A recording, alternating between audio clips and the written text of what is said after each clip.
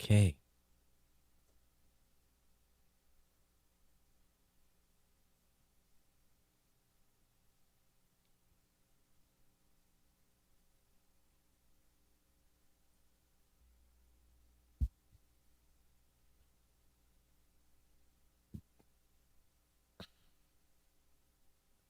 This is Geek News Central. My name is Todd Cochran, coming to you from the new media production studio in Coldwater, Michigan. The lead stories are Apple violates our privacy. Next up, working from home. You better be prepared to be monitored. Been collecting crypto? Well, they're about ready to collect a cryptocurrency tax.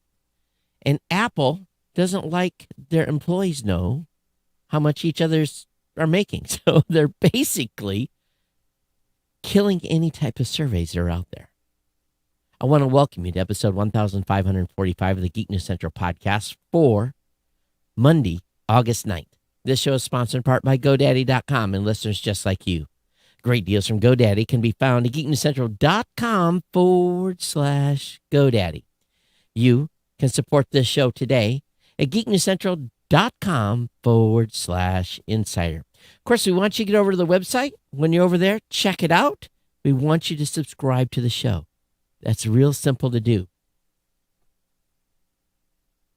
All you have to do is go ahead and subscribe via the icons in the right-hand column of the website, whether it be Apple Podcasts, Google Podcasts, Spotify, Amazon Music, iHeart, Stitcher, the Blueberry Director. If you're in India, JioSaavn, or Ghana, of course, you can also use iHeart, TuneIn, or just TuneIn. Yes, that's a service. All those are available. We want you to subscribe to the podcast newsletter as well. That's available on the website. Real simple to do. Just scroll down and do that. That way you'll stay connected to the show and you'll never miss a single episode. You can always join our chat room at Geek News Chat or our Discord server.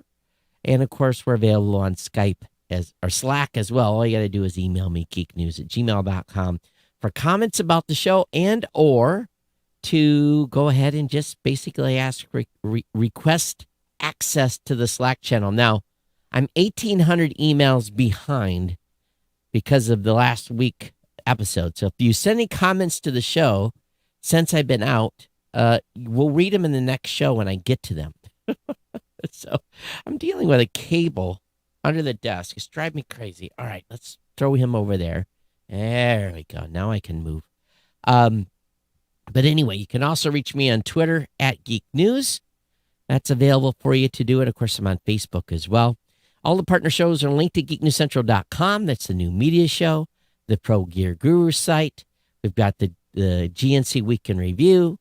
We've got the Gadget Professor, Mr. Don Bain. Of course, our executive producer here, Kurt Corliss, put the show together today.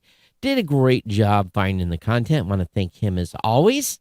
And while we're doing the show tonight, he's actually busy fixing not fixing, but getting time hacks in on some of our older episodes so that when you want to listen just to a specific piece of content, you can go to that episode, click on it, and it'll jump to that specific story. And that's a feature you can get when you go over to geeknewscentral.com and look at the show notes directly. And, of course, this show, those time hacks will be a few days behind, but we get them in there nonetheless. Of course, this show is supported by the longest-running continuous sponsor of our podcast, and it's our very good friends at GoDaddy.com. We are into August. Wow, where did July go? Matter of fact, I was looking at the date, and it's like, I'm thinking the 9th. That's my mom's brother James's, my Uncle Jim's birthday. And I'm like, well, I'm a month late because it's August. But here we are. The GoDaddy promo codes are up. All of them are available for you to use. So we want you to support the sponsor. Of course, that's the most important thing here. And maybe it'll keep the lights on, keep the air conditioner bill paid, the insurance paid. Yes, that is a significant amount of money. And but anyway, check all the deals out. We've got 30% off new product purchases, $4.99. Yes, $4.99.com or new or transfer domains for new customers. We've got the two best hosting deals, the absolute two best hosting deals in the universe. $1 a month economy hosting for the first year with a free domain, and $1 a month managed WordPress hosting for the first year with a free domain. Again, $12 get you going, get your free domain, get you online, get you set up, start a podcast, start a blog, start a business, because you know what's coming, right? So get her done. Let's get over there to geeknewscentral.com/GoDaddy. Sign up for one of these deals. Get started today. And if you got a business, maybe you want to try that Fruit Travel GoDaddy website builder. Your choice of personal business or business plus plans. I was talking to a guy the other day that actually built his business site on GoDaddy website builder, and he showed it to me. It looked pretty slick. He's a contractor. Doesn't do e-commerce. He uses it for lead generation. Not to say that he couldn't, but it looked really good. And he says, I don't know nothing about building a website, but yet, da-da-ding, I was able to put it together. It looked like a professional had done it. So free trial of GoDaddy website builder, your choice of personal business or business plus plans. First month is free, but then going back to those other hosting deals, that managed WordPress hosting deal, I'm going to tell you, that's a deal. $12. Get you going in a free domain. I want to thank GoDaddy for being a longtime sponsor here of the show. I want to thank all of you that supported the sponsor last month. Thank you so very much. And if you are listening today, make sure you say hello. We want to hear from you. Thanks for Ariel for checking in. I saw your post the other day, Ariel. I hope you're doing well. So check in and say hello. Make sure you do. So what has been going on? You know, it's busy time for me. When isn't it? So let me give you the rundown. Well, let me tell you what happened first. I'm getting ready to leave for Detroit. I need to go to Walgreens, pick something up. It's, what day was it? Saturday or Sunday? I can't remember the date now. Yeah, Sunday. 4:45 p.m. I roll into, I think it was Sunday. Anyway, it doesn't matter. I roll into Walgreens. There's a car coming my way. I see the parking lots when I want to hit on the other side. I swing a little bit wide. Bam! I hit it was basically they had parking spots to the right of me. And then they had a little median with a bump, raised curve, and then more parking spots. I never saw the little median, and I hit it with my front right tire and blew it. Pooh! Parked my car, and of course, I don't have a spare tire. You don't need a spare tire, right? And it's 4:45. There's no way I'm getting a tire. I call a wrecker. Because I'm not going to drive it the 2 miles to where I'm literally 2 miles from where I get my tires done. And called a wrecker. 45 minutes later, he showed up, loaded the car up, took it over to the place where I have my tires done and unloaded it. And maybe it was Saturday. I can't remember. It doesn't matter now. But anyways, it was Saturday afternoon. So I called my sister. My sister came, got me, took me back to the house, and my mom let me borrow her vehicle, and off to Detroit I went. So Monday, of course, I get the call. Rim was not damaged, but, sidewall was popped on the car. So it turns out that the guy said, hey, those tires, I thought I told you would last to the end of the season. He says, I'm glad you changed them because, or want them changed because you might have ended up in the ditch in a rainstorm. So anyway, I got new rubber on the car, but I got into Nashville, no issues. Went to the Gaylord Opryland Resort. Now, any of you been in Nashville? This place, it's beautiful. It's a nice place, self-contained, but they have a problem just like everywhere else in the country. They can't get nobody to work. And Sunday night, I damn near starved. It was really ridiculous to get food. People were pissed. Kids were hungry. Uber Eats it. Finally got some food. And was a little irritated and thinking, how are they going to handle 3,000 podcasters showing up in a couple of days? That's a whole nother story.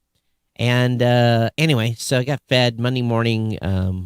I had been picked to go to the Jack Daniels tour by the Jack Daniels company, Jack Daniels rep. Got on the bus really early morning Monday, and then rode over to Jack Daniels with their Jack Daniels historian on board. Got to tour Jack Daniels. Fantastic tour. Absolutely fantastic. We got to do a tasting. Those of you who are watching my Facebook post got to see that. Then they took us to a famous place to eat. Can't think of the name of it now, but it was incredible. Went to the Jack Daniels hardware store. That's where they sell, Jack Daniels T-shirts and all. And while I was there, what do I find? I've always wanted a barrel or two to make a table. They have everything. So the next time I go to Nashville, I'm taking my SUV and I'm coming back with a couple of barrels and whatever else I can stuff in it. So anyway, got some time in Lynchburg, then back to the Gaylord Opryland Resort. Had some meetings, did some business at the bar. Tuesday morning, then really started hot and heavy meetings, and of course getting the booth set up for the event. Wednesday, Thursday, Friday was the trade show. A little less people than we thought. We thought there were going to be at least 2,000 people there. There was probably 1,250 to 1,500. Exhibitor or the trade show organizer said 1,900 checked in person. I don't think we saw that many. But a great week. Great to see people. Great to be back in person and doing business and talking to creators. And it was really, really a great show. So got back here Saturday, I don't know, mid-afternoon. Had plenty of stuff to do. And then yesterday, our local county fair kicked off. Yesterday was more setup day. My sister has parked her camper, her mobile home down there. And so I'm going to be spending a few nights down there and hobnobbing with people that I know and doing a little just local business and catching up with people that the only time you get to see them is during that event. It's truly a local county fair. And then, it is what it is. So Thursday's show, we'll have to play it by ear because every year that the fair is here, since I've been back, I've supported the event they have a small animal auction and buy some 4-H'ers, turkey or rabbits or something like that during the sale. So that is Thursday. So depending on when that all goes down, it'll be depending if there'll be a show on Thursday. But my sister and I are kind of coordinate that going forward. We'll see what's going on. But that's where we're at. That's what's been going on. And otherwise, I'm doing good. And we're still not beyond the mask scratching that's been going on. I am much, much better as compared to before. It's not as severe, so it's almost like it's tapering off. Have a couple of ideas and some things that have been done recently that may be affecting the decrease and, wanting to rip my skin off. But other than that, that's where we are. Oh, I know what else happened. Yesterday, we announced the slate for the podcast awards. So I've been juggling all that in between all this and got all the emails out to the voters and to the nominees. And that was a scramble last night. So I was up pretty late dealing with that stuff. So anyway, the voting now is kind of in the hands of the 10,500 folks that we have voting on the final slate. So it all will run its due course here now through September 30th when the actual award ceremony is. But I would say very successful year for the podcast awards. So far, it's went very, very well. And so we just keep our fingers crossed that continues to be the case. So anyway, a big thanks to all of you that are supporting a sponsor again. And glad I'm back here in the saddle with you. Again, it's going to be kind of crazy. At the end of the month, I don't even know the exact date. I have to get my act together here, but I leave near the end of the month to go out to Salt Lake.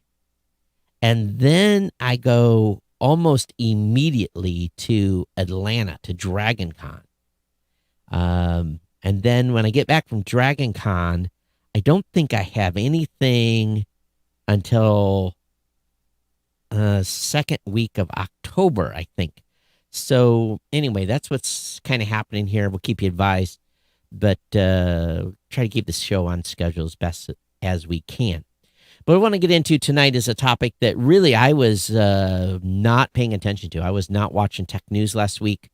One of my longtime buddies, shipmates I know in the Navy, who's now retired, and Steve, thanks for sending over the info, and I kind of supplemented a couple of things that Kirk had found. Let's talk about what this is going on with Apple. So last week, Apple announced a new technology measure meant to apply across virtually all of its devices under the umbrella of expanded protection for children. Now, let me just be very upfront.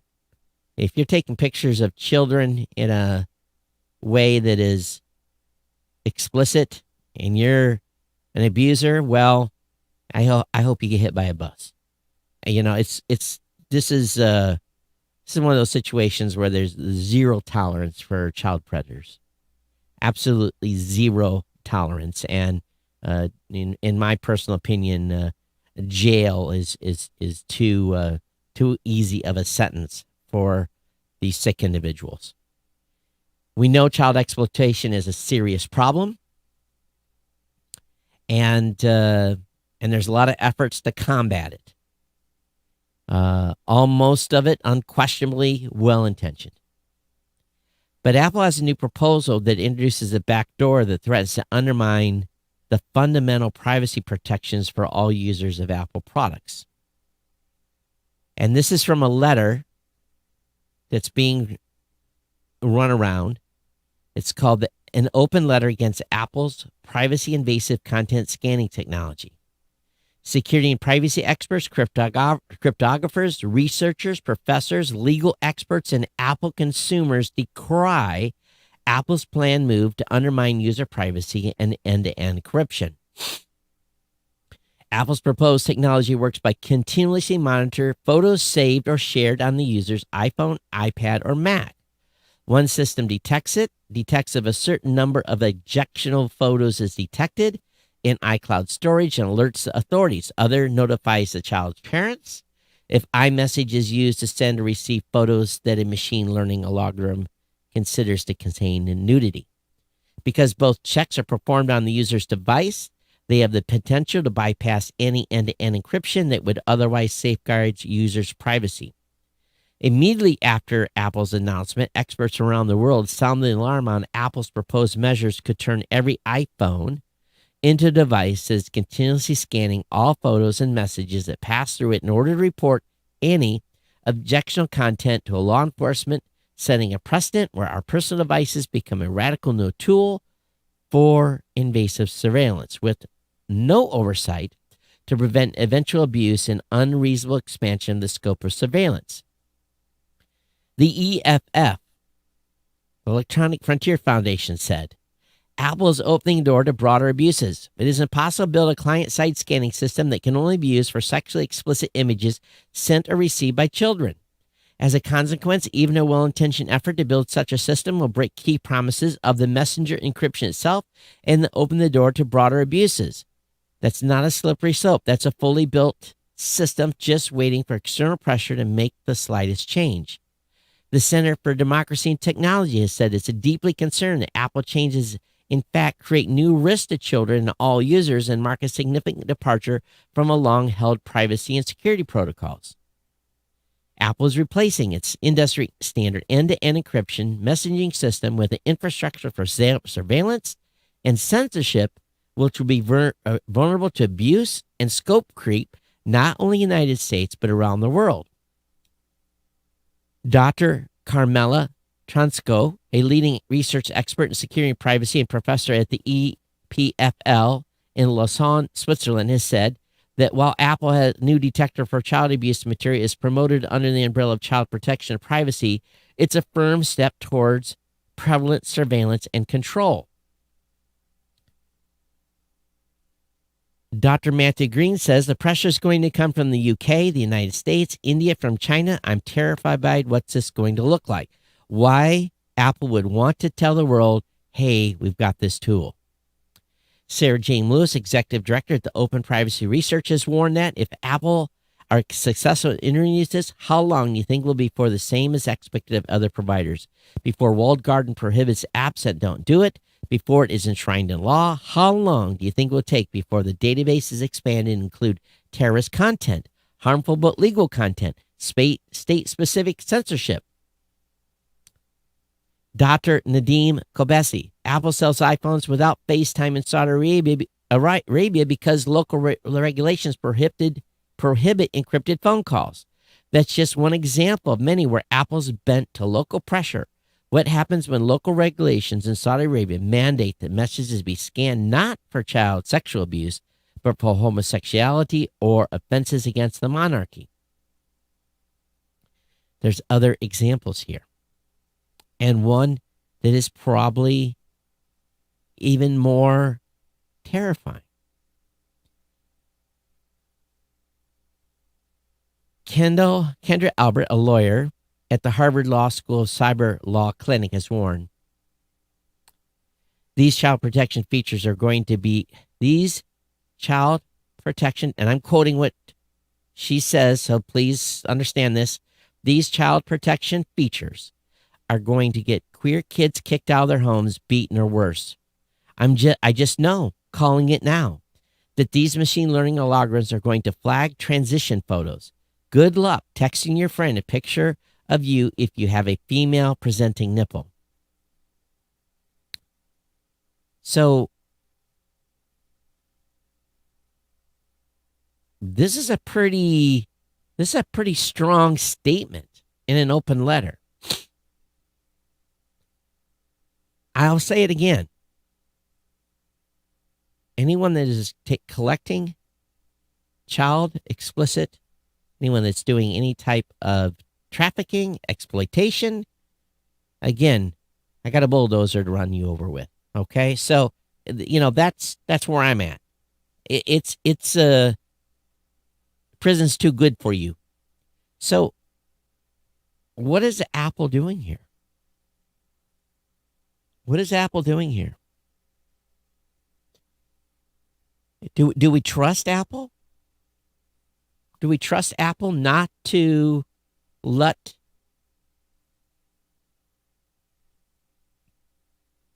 Do we trust Apple to not bend to pressure?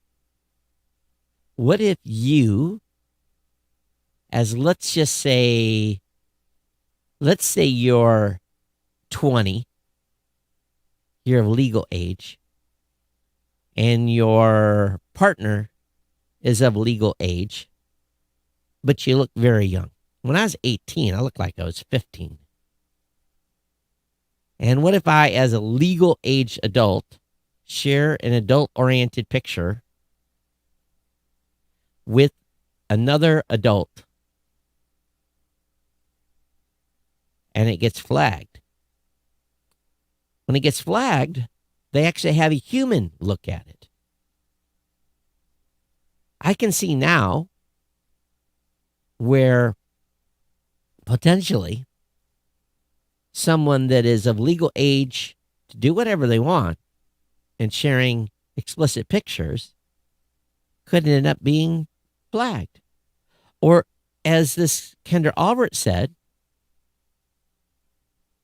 what if you have an LGBTQ plus child in the home who has not yet come out?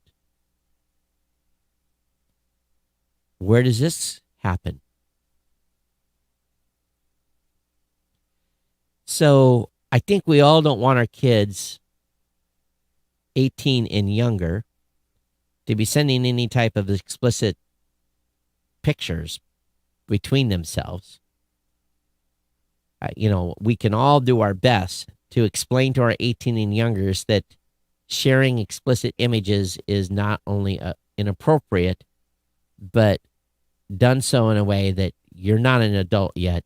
You don't know what you're doing. You're being stupid. Now, if you turn 18, you do the same thing. Well, you're an adult now, and that's your choice. But for my kids living under my house or under my roof, I'd take a very, very, very aggressive approach to explicit images being shared in any way with anybody. Because once you put it out there, it's out there. I don't care if it's on Snapchat or wherever. It can and probably will resurface someday, and it really at the worst possible minute. This type of technology Apple is proposing for its child protection measures depend on an expandable infrastructure. It can be monitored. Experts have repeatedly warned that the problem isn't just privacy, but also lack of accountability, technical barriers to expansion, and lack of analysis or even acknowledgement of the potential for errors and false positives that can and will likely ruin people's lives. Is giving up privacy on iMessage and images that you put on your laptop, computer, and so forth, is it worth the cost of what's being proposed here? Obviously, even when Forbes starts talking about this, and they say why you should stop using iMessage after shock iPhone update, where now iMessage is not safe.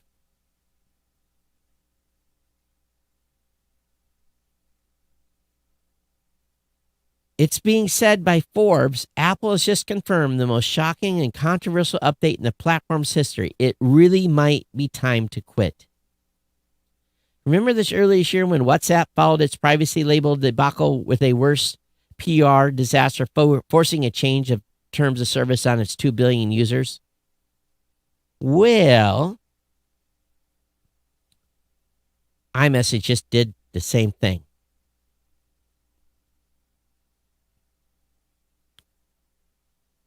By scanning photos in iMessage and flagging sexual images when also being sent from minors. Do you want messages your kids are being sent to be monitored by Apple and them playing nanny state for your kids? Or would you rather be a parent and put controls on your kids' phone usage?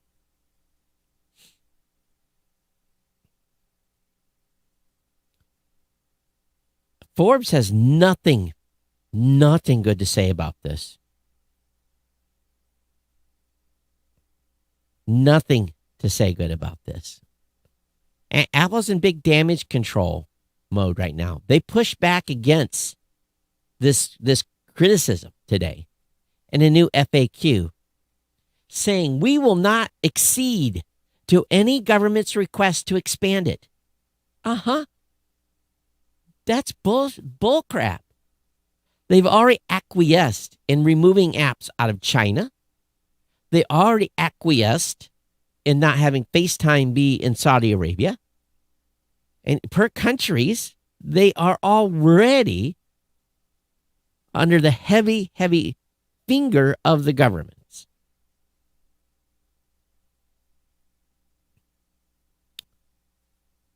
So, what does this FAQ say that Apple put up? Well, they've got all kinds of discussion here about what this is and what it isn't to address all these issues. But sorry, Apple, you promised us if we're going to use your devices, if we bought into your ecosystem, that we would have end-to-end encryption on our devices, not subject for any scanning, any monitoring, anyone looking at our phones. Yes, drug dealers can use phones with the encrypted stuff. Yes, terrorists can use these phones and lock them, and the government can't get access to them. Yes. So why is it that you will protect a terrorist and their communications and whatever's encrypted on their phone, yet you're going to scan messages and photos? There's something seriously wrong here. Why are they doing this? Why? I always look beyond the public-facing comments. As the government said, you shall give us access to inside your phones, and this is the first step. They've been ordered by some private court to do this, and this is the guise, this is the cover story that they're using. Again, I restate my thoughts on child predators. Prison's too good for these individuals.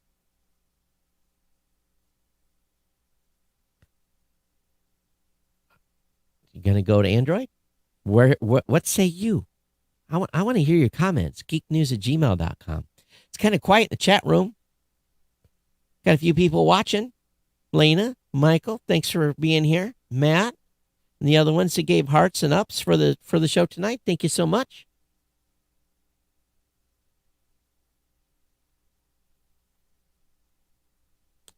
So, first of all, if you have a child 12 and under,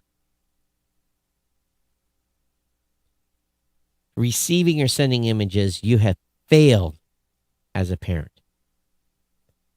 A child 12 and under should absolutely unequivocally not be given free rein on a phone, no matter what.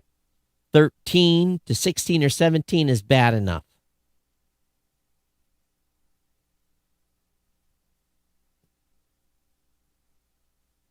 If my kids were 12 years old, if they'd gotten a picture over the phone, they would have immediately ran to me and said, "Dad, look at this."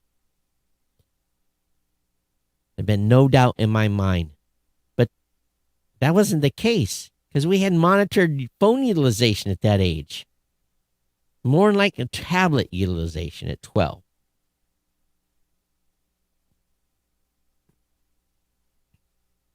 When the EFF says even a thoroughly documented, carefully thought out, and narrowly scoped backdoor is still a backdoor. We've already seen this mission creep in action. One of the technologies originally built to scan and hash child sexual abuse imagery has been repurposed to recreate a database of terrorist content that companies contribute to and access for the purpose of banning such content. You knew that, right?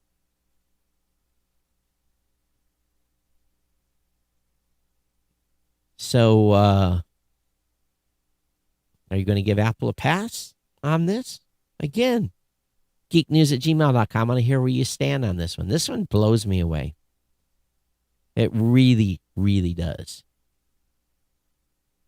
So there is something else ulterior going on here. If they can scan images in iMessage, then what is to stop them from just reading the text? Nothing. That's what? Nothing. So we don't have end-to-end encryption anymore. We still have a monitor in between. I know, I'm going to hear it. Oh, you're overreacting, Todd.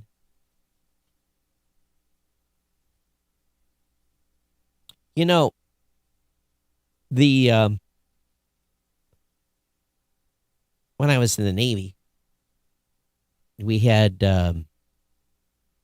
crypto. And crypto was very tightly held. 2-person integrity, 2 people to handle it, 2 people to deploy it, 2 people to destroy it, 2 people to move it around, 2 people to open 2 separate locks to get access to it. There was accountability. And when that accountability failed, and when 2-person integrity broke down, you had to report it. And when you reported it, when 2-person integrity broke down, that crypto was considered compromised and they would supersede it fleet-wide. because you didn't follow the rules, and now it can be considered compromised, they would ban it fleet-wide on the chance. So there is no two-person integrity here on this. You have a corporation scanning images.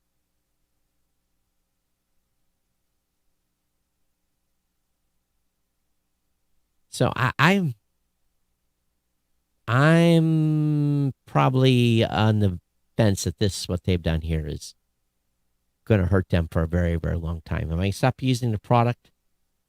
You're going to say, well, Todd, I never send naughty pictures. So you don't have to worry about one being misidentified. I think at 57 years old, I don't think any pictures of me would be misidentified. God, I have to throw up my mouth thinking about sending pictures of myself to somebody. So, but all those other cases are, what say you? geeknews@gmail.com. And we'll see where the commercial interests lay. Now let's talk more about surveillance. Boss, I want to work from home. I don't want to come to the office no more. I'm scared of COVID. I want to stay home. I want to be a remote worker. I don't want to have to go in and be exposed to people. Sure, you can stay home. Here's what we're going to do. We're going to put keystroke monitoring software on your computer. We're going to put some software on there to detect when your mouse is in motion and not.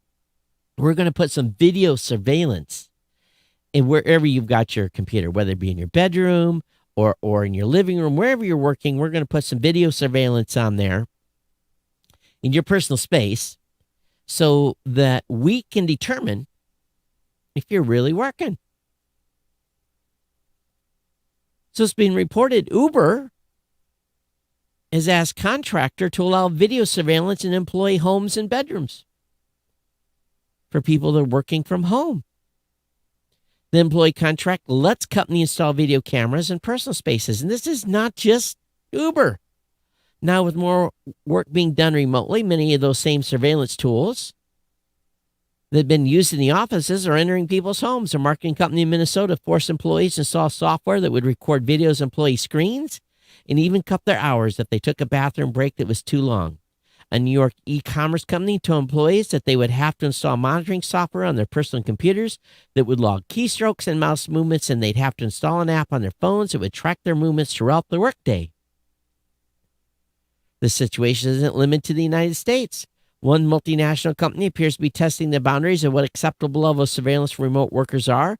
Teleperformance, one of the world's largest call center companies, reported requiring some employees to consent to video monitoring their homes. Employees in Colombia told NBC News that their new contract granted the company the right to use AI-powered cameras to observe and record their workspace. The contract also required employees to share biometric data like fingerprints and photos of themselves, and workers have to agree to share data and images that may include children under 18 years old. Teleperformance employs 380,000 people in 83 countries. Amazon and Apple said they did not ask Teleperformance for this extra monitoring, which they worked for. But Uber apparently requested the ability to monitor some workers. Uber said it wouldn't observe the entire workforce, but the company did not specify which employees would be subject to the new policies. The ride-sharing company asked for monitoring of Teleperformance remote employees because call center staff have access to some customer credit cards and trip details. This is a boom time for surveillance because companies were forced, because of COVID, to implement remote work. Now think about this for a second. Let us just dive into this for a second. COVID forced us home. COVID forced us to work from our offices or in our bedrooms, or as I know, some people work in a little alcove or their kitchen. There's all kinds of places people are working right now because they can't go to the office yet. And now companies are saying, okay, you don't want to come back to work. So we're going to employ some of the same IT stuff that we do at the normal office. So most companies have a way to them to monitor when you check into the office, either through a card scanner or when you log into your computer through a CAT card. And they already have this stuff installed at the office you're working in. You already know about this. You know that there are probably security cameras in the building. But at the same time, at the office, there's a certain amount of time where you can go around and talk with coworkers and so forth. Probably, not going to get in trouble. It's just part of the normal office life. But when you're at home, you're expected to work. You don't have coworkers to talk to gossip with. You don't have to go anywhere for lunch because you got food in your kitchen. So let's snoop on the employees' desktops. Posting a pop-up window if the person appears to be inactive for too long. Or pausing their time clock. Docking their pay if their bathroom break stretches too long. I think a lot of you probably wouldn't put up with that. But if we're going to not want to go back to the office, do you blame companies globally, especially more outside the United States? The U.S. doesn't have laws to prevent companies from surveilling their workers. While the Fourth Amendment in the United States may protect unreasonable search and seizure by the government, it doesn't apply to private companies who want to make sure that you're working and not taking a nap. Makes you wonder a little bit, doesn't it? They don't want to open anything up. They want to keep it closed. So employees don't want to come back to work. So companies are going to have to say, are all my employees effective? Do I have an employee that's not that accountable? Do we weed people out by employing security on their computers and they don't want to be monitored? They quit? Is that a tactic? Maybe. Makes you go, doesn't it? So, what do you think about this being installed on your personal computer? Or maybe it's already installed on your work computer and you just don't know it. Do you have cryptocurrency? It's kind of interesting. I talked to a gentleman that's well known in the cryptocurrency area talking about tax implications and so forth. But the Senate cryptocurrency tax reporting deal has failed. Basically, they are trying to get the language squared away. The Senate released an over $1 trillion bipartisan infrastructure package, and there's a provision in it that would raise an estimated $28 billion through collection of taxes of cryptocurrency transactions.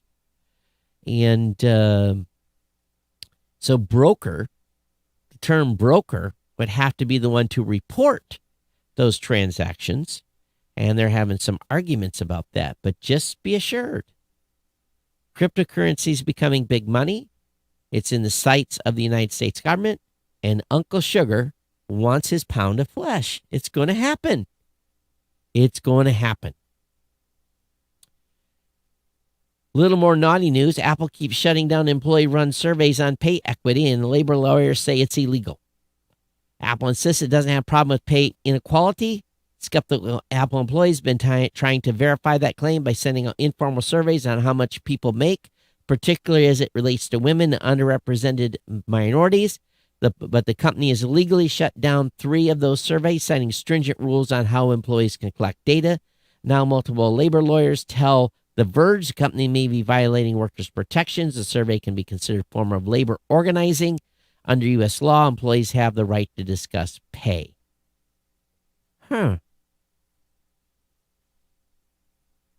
If they really want to be transparent, they would release their numbers. Maybe they do, but I don't think they have. A little science news. NASA Wallops rocket launch may be seen from New Jersey and other eastern states.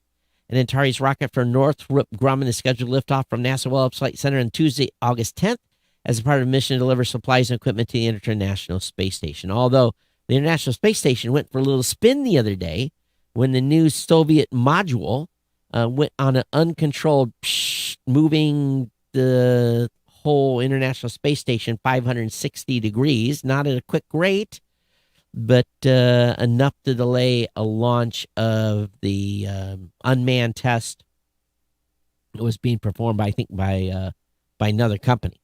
So we'll see if this goes off tomorrow. But yeah, the International Space Station went for a loop-de-loop. I guess when you're in no gravity, it's no big deal, but no danger. But it took a little while to get everything back stabilized in the right, I guess better, not orbit, but the correct positioning angle-wise.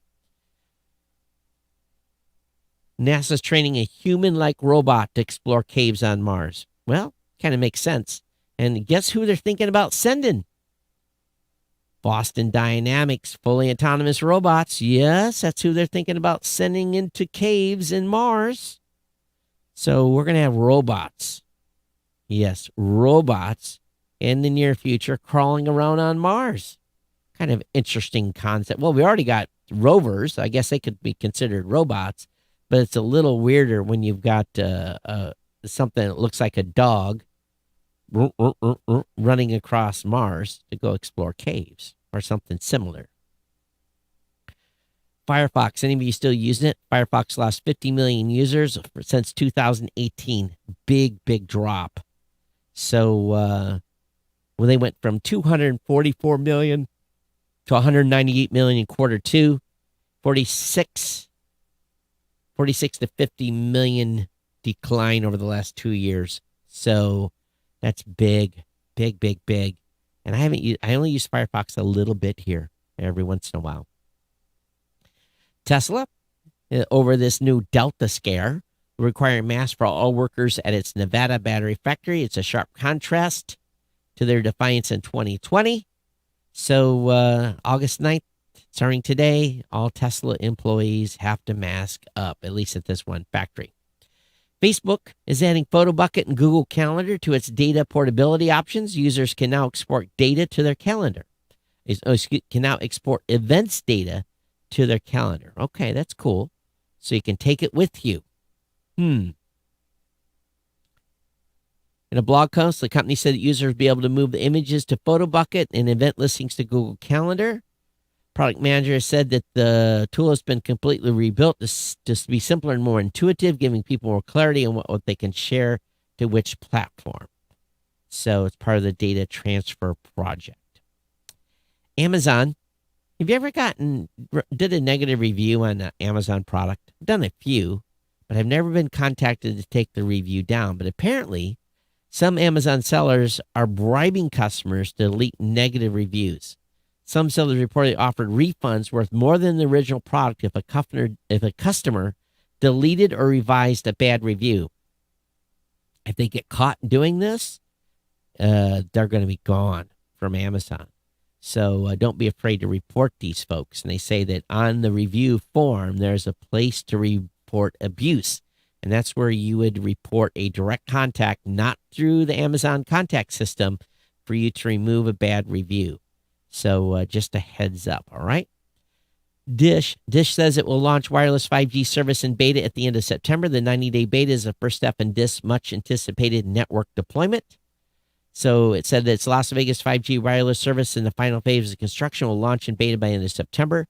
The beta launch is important to a commitment covering 70% of the U.S. population by 2023. So we're going to talk a little bit about some of this coverage here in a minute. I'm going to show you guys a cool map, or those of you that are watching anyway. SpaceX has bought nano satellite startup Swarm. These folks make tiny little satellites that basically do one-way messages to Internet of Things devices. So it's a store and forward system designed to relay small packets of data to IoT devices in remote areas like farms, oil platforms, energy grids. The satellites can store up to 4,000 messages, being them to connect a device when they pass overhead. In other words, when the device passes overhead, it beams it down to the IoT device. And to have one of these connected, you have to have a 499 satellite terminal to make it happen. Google has a new Titan security key lineup. Won't make you choose between USB and NFC. They've got both. So I'm actually looking not at one of these in particular, but I'm looking at some of these new devices they have to store crypto. This individual I was talking to at the Podcast Movement Show says that there's a lot of services out there that he absolutely unequivocally will not trust to have his crypto stored on. So, but this is not this. This is a USB-C key with NFC support. It works in conjunction with Yubico. It's a way to validate who you are. And it can be used to protect your Google account as well as third-party apps and services. They support FIDO standards such as 1Password. They know the security keys from companies like Yubico can act as second factor to secure account even if an attacker attains your username and password. They also fight against phishing and so forth. And it's good to have one of these keys as a backup just in case everything else is lost. Keep that in a safe place. That way you can recover. Google is planning a new Silicon Valley campus with a new hardware hub. So this is a 5-building office campus. Will sit adjacent to the large new center for Google's hardware business, according to preliminary plans. And this, of course, is in Silicon Valley. So expansion for these multi-billion-dollar companies. DraftKings to buy Golden Nugget Online for $1.56 billion as gaming M&A streak continues. This is huge. Golden Online Nugget shareholders receive 0.356 DraftKings shares, which is roughly 53% to Golden Nugget Online stock on Friday. The deal brings 5 million customers into DraftKings ecosystem, which will help boost its lagging iGaming efforts. So is that the same Golden Nugget people down in Las Vegas? So I'm reading through the article here. It must be a lot of people are doing online gaming. I've never done any online gaming whatsoever. I always think it's rigged. Amazon GoPro filed joint lawsuit against Chinese counterfeiters. The fraudsters sold fake GoPro accessories on Amazon. So they're going after them. A bunch of Chinese knockoffs. Not to be surprised. That happens all the time. So they're going after those folks. Here's an interesting move. The record labels have sued Charter over copyright infringement claims. They allege the company turned a blind eye to flagrant and serial infringers. So they've been sued by a group of major record labels. The label said they'd sent over 150,000 notices of infringers to Spectrum Charter's internet service, including IP addresses of tens of thousands of alleged infringers. They claim the company turned a blind eye to downloading, which occurred from July 2008 until recently. Of course, the same label sued Charter in 2019, claiming subscribers were using torrent services for music pirating. Charter persisted in contributing to and profiting from its subscribers. The music industry has attacked multiple internet providers over the last few years. And Cox got hit with a $1 billion judgment in December of 2019 and vowed to appeal the settlement at the time. So, they can't make money one way. They're going to make it another. They're going to go after the folks that have a big amount of cash. Alt-right bribery is happening when it comes to the vaccine. Washington, D.C. is giving away free AirPods to encourage teenagers to get vaccinated. That's pretty cool.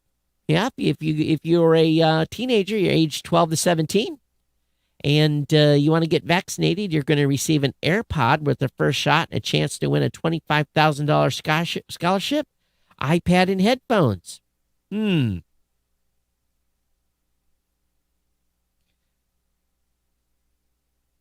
have to have your legal guardian with you.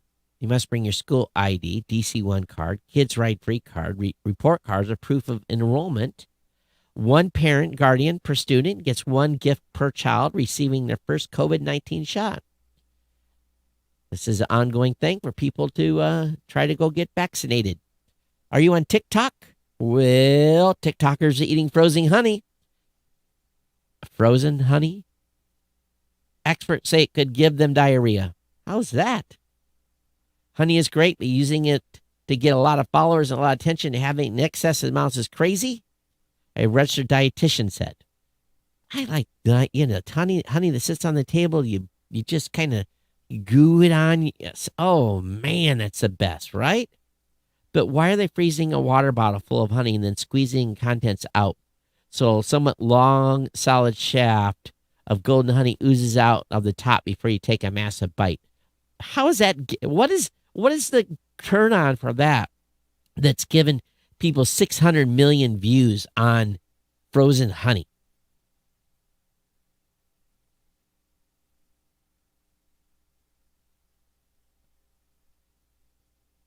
Eating a fifth or more of a bottle can be a sugar overload. You think?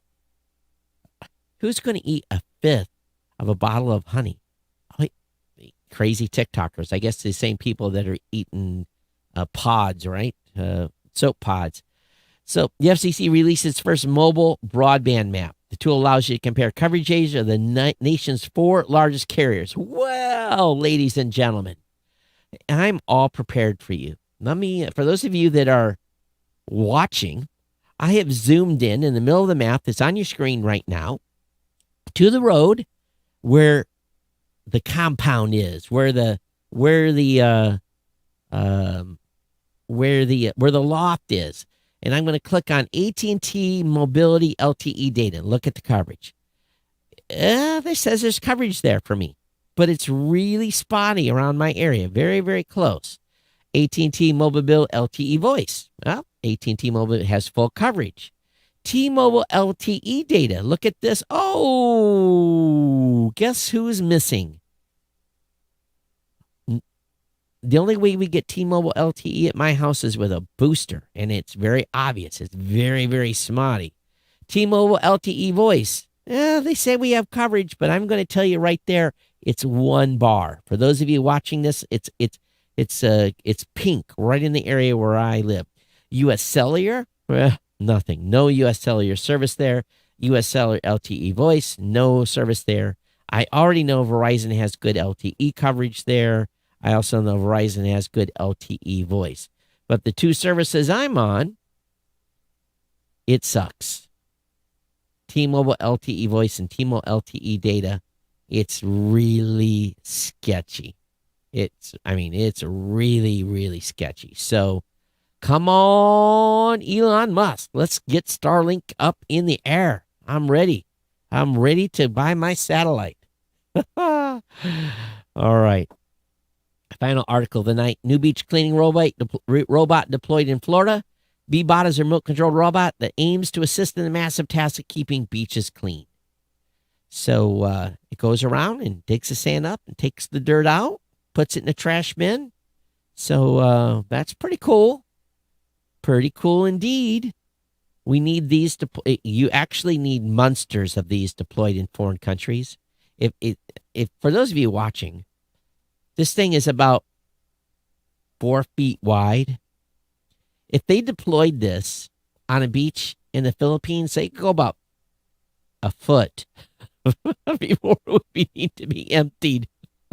Some beaches, not all. Around Manila Bay, you don't need one of these things. You just need a shovel and a dump truck. This thing's probably going to be good for picking up cigarettes and that kind of stuff, not for, outright trash. Anyway, that's going to bring me to the end of the show. And as always, if you have comments about today's podcast, which maybe you will, based upon my ongoing tirade today about Apple, geeknews@gmail.com. If you emailed while I've been off, I will get to those emails between now and Thursday. And, well, of course, Thursday's the livestock auction, so hopefully I'm back in time to do the show. So keep you advised. But anyway, it's the summer, and the news has been kind of thin anyway. But thanks for Kirk for putting the show together, and everything else is going on. So I did have a Red Bull tonight. Just running out of juice. And for everyone that's been watching the show live, whether it be on YouTube or Facebook or Twitter, thanks for being here. Thanks for being part of the family. And anyway, next trip is out to Salt Lake. Do you live in Salt Lake? If you do, we can do dinner. Let me know. I'll be out there for 3 or 4 days. And I'm going to be down in Atlanta for almost a week for Dragon Con. So, yeah, that's going to be a lot. It's expensive. Expensive. I can't even describe how expensive it is. It's expensive for that event. But anyway, that's it for now. Everyone take care. We'll see you next time here on the show. geeknews@gmail.com is the place to send your comments. Please support the sponsors. And I've gotten a bunch of insider payments here recently. Thank you. Some of you upped your insider contribution. I love you guys very much. And yes, the insider program is coming. So again, I apologize be patient. It'll be worth it. I honestly just to tell you it's going to be worth it. But thank you for being here and supporting the show nonetheless. Everyone take care. We'll see you next time here on the Geek News Center podcast. Take care. Bye-bye.